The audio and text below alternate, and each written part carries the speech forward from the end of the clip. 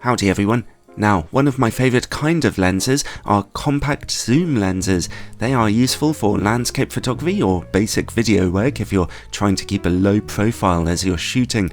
So, I was a little more interested than most when Nikon marketed one of the smallest full-frame zoom lenses currently available today, the Z 24-50mm f4 to 6.3. Okay, 24-50mm isn't much of a zoom range, but it's still useful, and just the fact that it starts at 24mm is particularly handy, especially for, as I mentioned, landscape shooting. Also, its maximum aperture is pretty dark, being only f4 at the widest angle and f6.3 as you zoom in. And it's also not a cheap lens by any means, costing $400 or about £400 in the UK, although if you buy it as part of a kit with your camera, then it'll be about $100 less.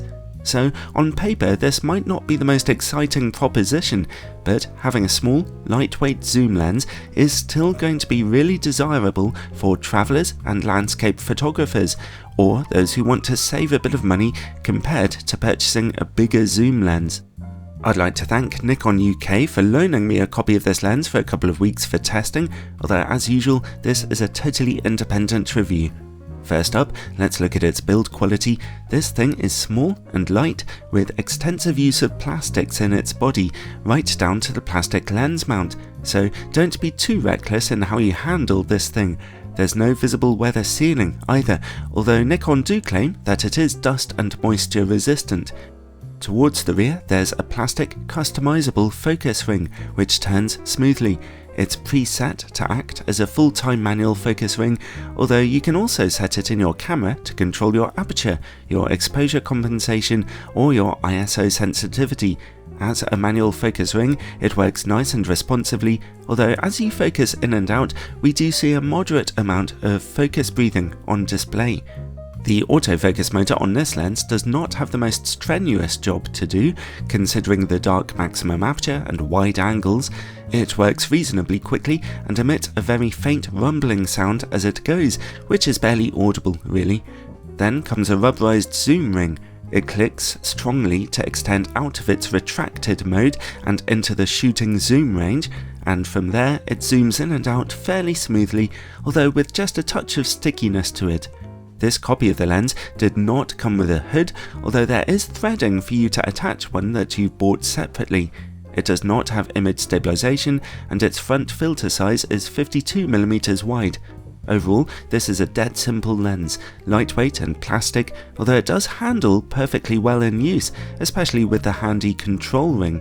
Alright, let's look at image quality.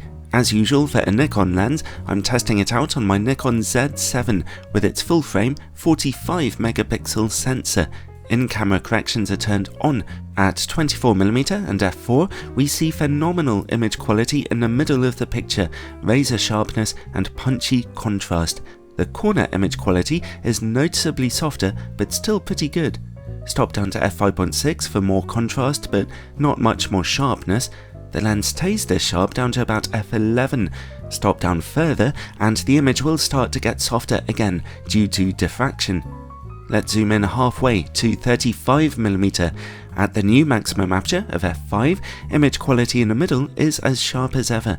The corners look far better now, sharpness is very impressive here. Again, the corners stay this sharp down to about f11. Finally, let's zoom all the way into 50mm. Again, image quality at the new maximum aperture is fantastic in the middle, and also very good in the corners. f8 and f11 look more or less the same. Overall, well, this is a pretty nice and sharp lens really, which isn't too surprising considering its unambitious parameters. The corners could be a little sharper at the very widest angles though. Let's look at distortion and vignetting now. These images are taken without in-camera corrections. At 24mm, we see somewhat strong barrel distortion and very dark corners. You have to stop down to f8 for the corners to brighten up properly if you're not using corrections. That distortion straightens out at 35mm and flips into a pincushion pattern at 50mm. Again, the corners are a little dark at the maximum aperture here. Stop down to f8 for brighter corners. So there's really more distortion and vignetting than you would expect to see on a lens with such a short zoom range. You should definitely use in-camera corrections with this one.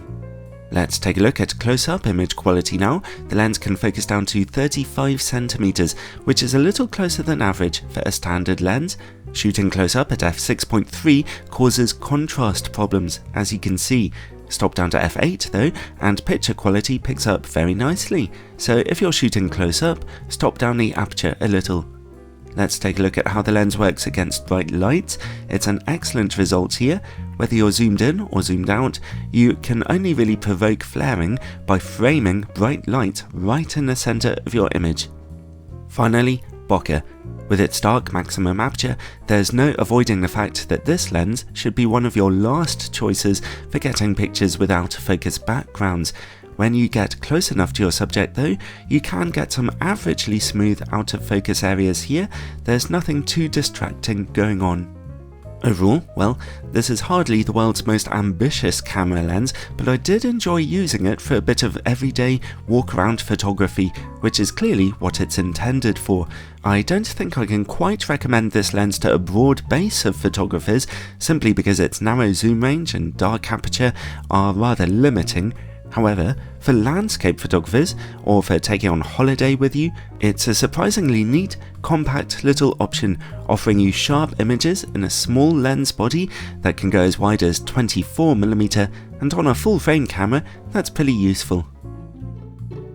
Thanks for watching everyone. I hope you enjoyed this video and found it helpful. I love putting together these lens reviews. They are a bit costly and time consuming though. If you'd like to support the channel and keep things trucking on here, then check out the link to my Patreon in the description below. There's all kinds of interesting content there for regular supporters, including monthly exclusive videos, so do go over and check it out, and ciao for now.